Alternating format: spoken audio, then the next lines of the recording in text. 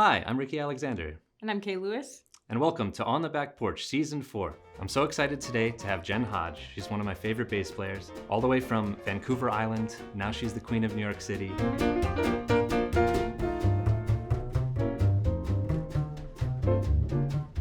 She's Grammy nominated for her work with Lucy Kalantari. She's a bandleader with several albums under her name, including her latest, The Girl with the Groove. Let's go talk to her.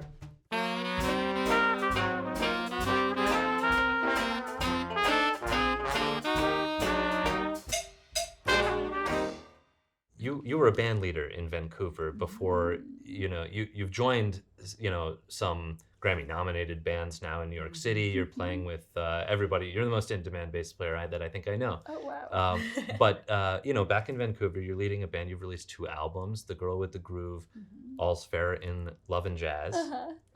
So talk about your band leading. I had a Wednesday night gig at Guilt and Company for just shy of 10 years, Wow. which was amazing. I mean, it was a really great fit. They were when I started playing there, they were pretty new. They'd been open only a few months, I think, and so they were looking for music that kind of fit their vibe. It was a bit like subterranean, and they had cocktails and actually, Vancouver has more of a jazz history than a lot of people realize or would expect. There was prohibition in British Columbia before it happened in the U.S.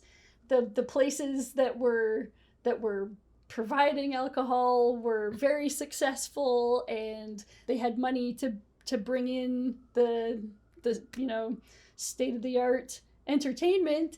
And British Columbian Prohibition began in 1917, which coincided with the release of the first jazz records, the original Dixieland Jazz Band. You're a big fan of Jelly Roll, Oh, right? yes, I'm a huge fan of Jelly Roll.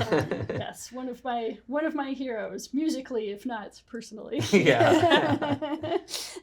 So do you remember when you first heard Jelly Roll and what turned you on to it? I do actually. The jazz history class that we had in the first year of the school that I went to in Vancouver, there was some Jelly Roll on the required listening, and I loved it. I loved the interplay of the full 3-horn front line. I loved the bass playing on those Hot Peppers recording. John Lindsay just laying it down, and I just loved the compositions are interesting, the jazz tunes that I mostly knew going into music school were of the 32 bar variety, which was great, very important. But I loved these Jelly Roll tunes, for example. There's all these different sections, and I was like, oh, it's just so compelling. I don't know. I love that. I used to cue up Black Bottom Stomp before I went to bed, and then when my alarm went off in the morning, I'd press play to prevent myself from being able to go back to sleep. There's no more going back to sleep. No, there's no way.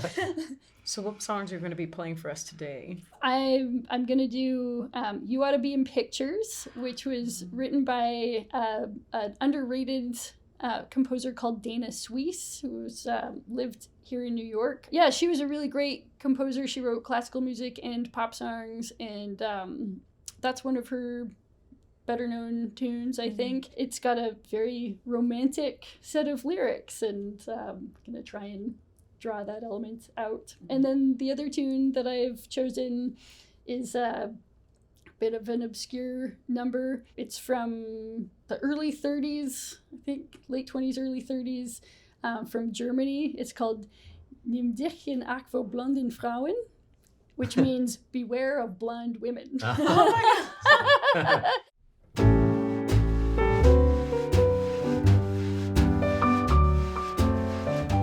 You ought to be in pictures. You're wonderful to see. You ought to be in pictures. Oh, what a hit you would be. Your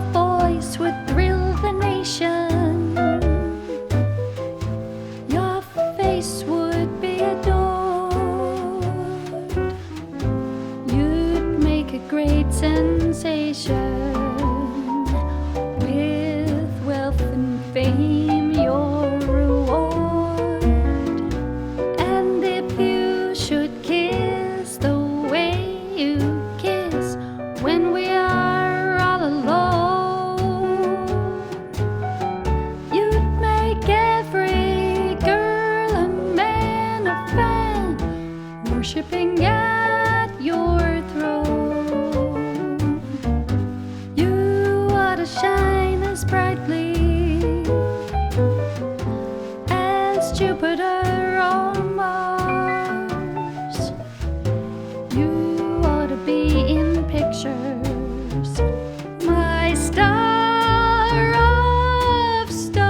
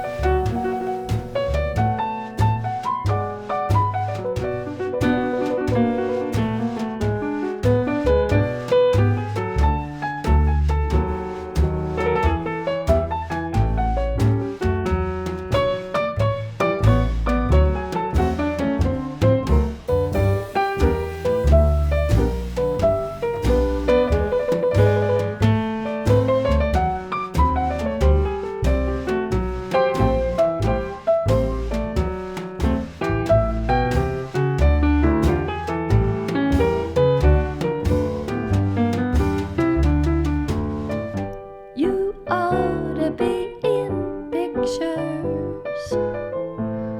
You're wonderful to see.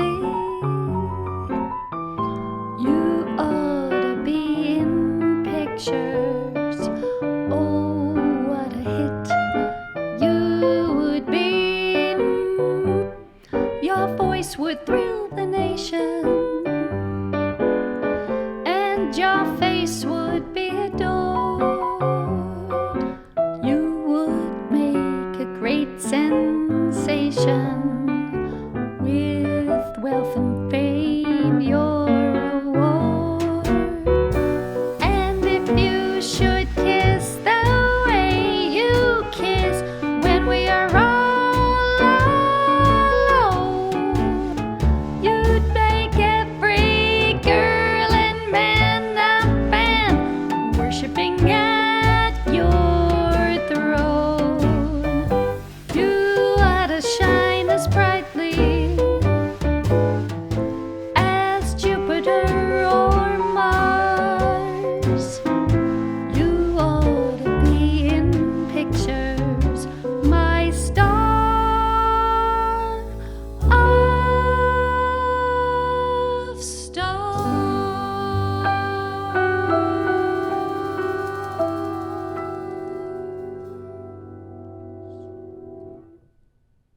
I've been very lucky to play in your band when you're leading it a couple of times, and I remember this one song. I think it was an original. It has a big whole tone section in it. Do you remember what I'm talking about? Yes, yeah, that's called Chocolate Magic Mushrooms. Yeah, Oh yeah. my God. So, can you tell me? That's first of all, this is like a leading name. I have to know about it.